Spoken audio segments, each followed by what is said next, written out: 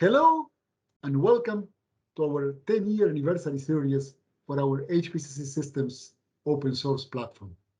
Today, we have two people that have been very active and integral to the entire open source community for a very long time. Of course, you don't need introduction for them. You know Russ and you know Kevin. They've been around, they've been participating in many of our other activities, including blogs and events and other community type of activities. And today we are going to be talking a little bit about the things that happened over the past several years in this 10 years of HPCC, and what they are doing, what they are working on, especially in connection to the 8.0 version and our cloud-related initiatives. And we'll just see how it goes. I think it's going to be a nice chat, and they are very friendly chaps, as you can see. Hey, Russ. Hello, Kevin, and welcome. Thank you. So, folks, let's start with Russ a little bit. So, Russ, when did you start working or connecting in some way with HPC Systems? When did you join that side of the organization? I actually joined LexisNexis in 2008, and I was hired in to work on HPC Systems. That was long before it was open source, so I've been working on since then. Most recently, my area of expertise has been security, and that's what I've been focusing on, certainly since the open source days, and I hope we can talk about that today. That is very good. So you've been around for a very long time, even before HPC Systems was open source. So you probably got involved also quite a bit with the times where we started to prepare all things for the open source release, which was quite a bit of fun back then. Yes, it's I can't believe it's been 10 years, but then when I look how far we've come, we've really moved ahead light years. Yes, that's very true. And Kevin, so when did you join this initiative? When did you get involved with HPC Systems? I'm joining the company in 2005, so 15 years, more than 15 years. It's a long time. Cannot believe. Yeah, it's a very long time. Yes, we think sometimes in terms of decades, as if it was yesterday, but it's not yesterday. Yes. Yeah, it's time go very fast. Yeah, I joined the team. The first day I joined the team, I started working on ECL Watch functionality. Now I still work on ECL Watch functionality, but a lot of functionality. I'm mainly responsible for the ESP server, especially for the ESP service, which support ECL Watch functionality. Someone may not know what ESP stands for. ESP stands for Enterprise Service Platform. This is a HPCC container or HPC components. Within this container, we can plug in multiple HPCC service. This service provides various functionality. You can support usage functions, support different kind of clients applications. Yeah, for example, we use ECL Watch to monitor HPCC job which is running. User may stop HPCC job through ESP service. And also we report the job history. User may find out when the job is started, find out how many job is running right now, what's the job result. Yeah, and also ESP service can monitor the performance of each HPC components, CPU usage, disk usage, memory, how much memory we use, and also user can check the history of this usage. It's a lot of functions. And also ESP service can be used to support report the logical files. User may see the file contents. You can see the how file is stored, different parts, part size, compressed size. The last group of the ESP service I'm working on is user management. you can use those ESP service, list all the users, set for use this HPC functionality, how he can also authenticate, and how what kind of functionality they can access. So it's authorization information, a lot of information there. Yeah. Yeah, a lot of information. So speaking about users and access, so Russ, you have been absolutely key with all of the LDAP and eventually AD integration of HPCC. So so LDAP integration wasn't there from day one. So how hard was it to convert all of the standard authentication mechanisms into LDAP?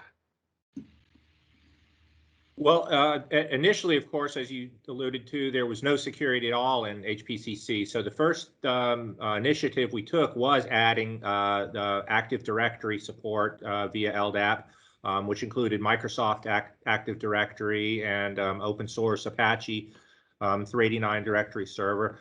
And it's we tried to isolate the code separately into what we call a security manager, and then Kevin's code and other services calls the security manager. Obviously, the first security manager we implemented was LDAP, and that's by far the most popular one right now, very heavily used. And I would say that Microsoft's Active Directory is the most common backend for that.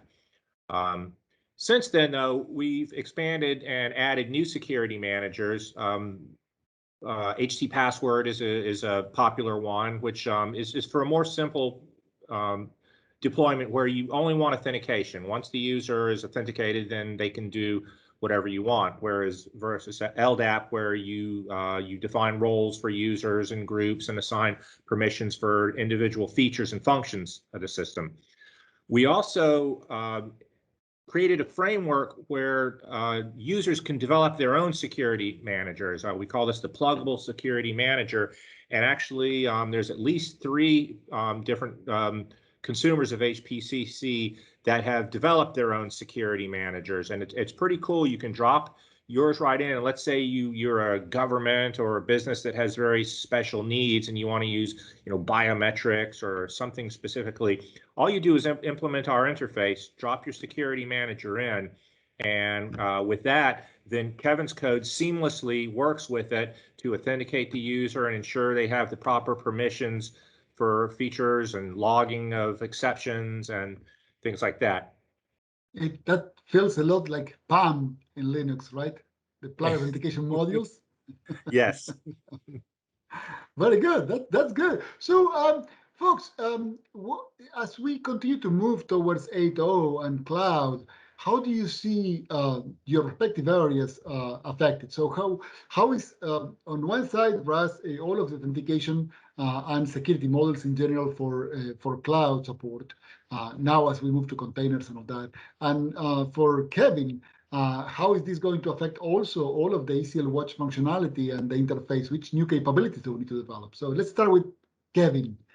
Let's start with the ECL Watch pieces there. So what's coming down the road?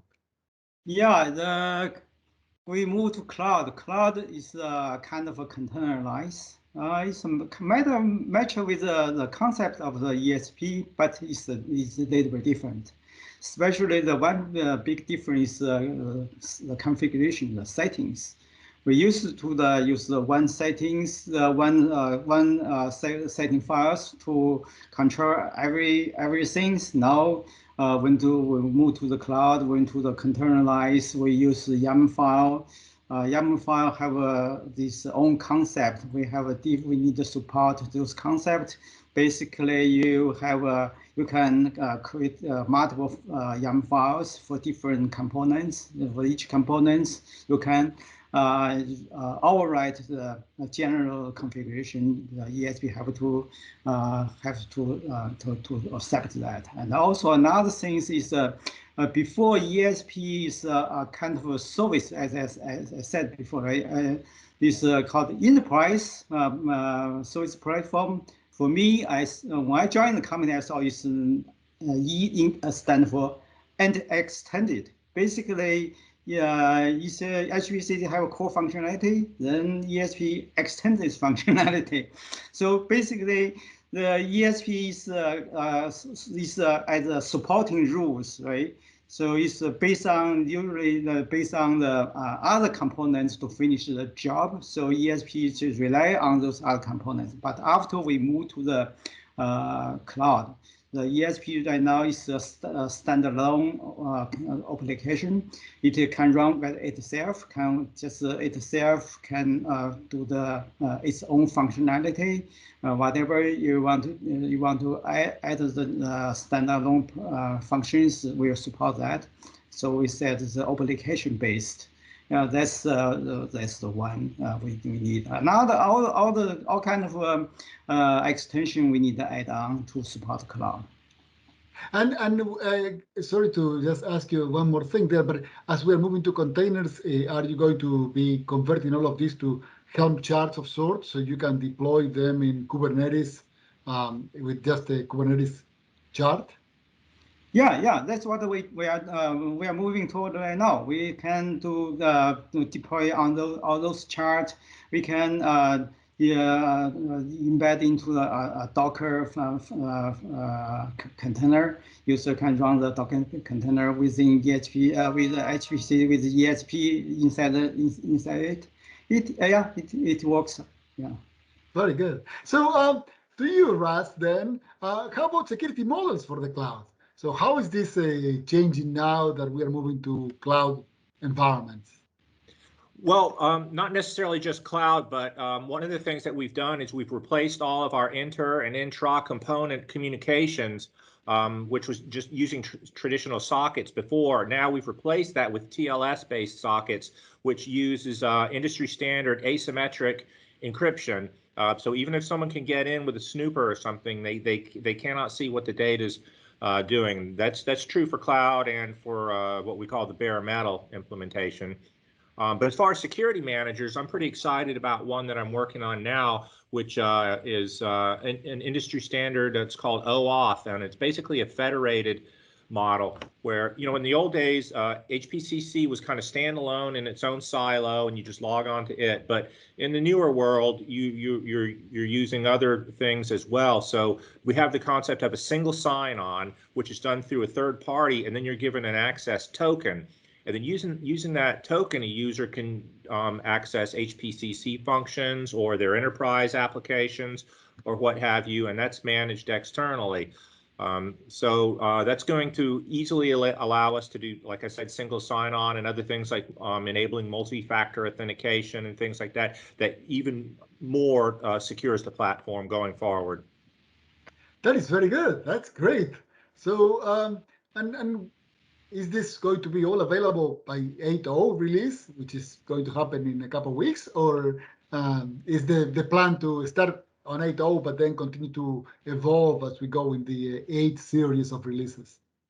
The OAuth Security Manager will not be available in 8.0. You can still use your old LDAP deployments as it is now, but we're actively developing the OAuth Security Manager. Very good. Very good. Very good. So exciting to see all of these changes. So this is how things move so fast in this type of environments, particularly in HPC systems, where sometimes it's very hard to keep up with what's coming and what's happening in each one of the areas. But if you just look at the surface, and I'll just point out that ECL Watch and just the look and feel of ECL Watch and the functionality in ECL Watch over the past decade, the changes have been absolutely dramatic. And the same goes for anything that happens under the hood, right?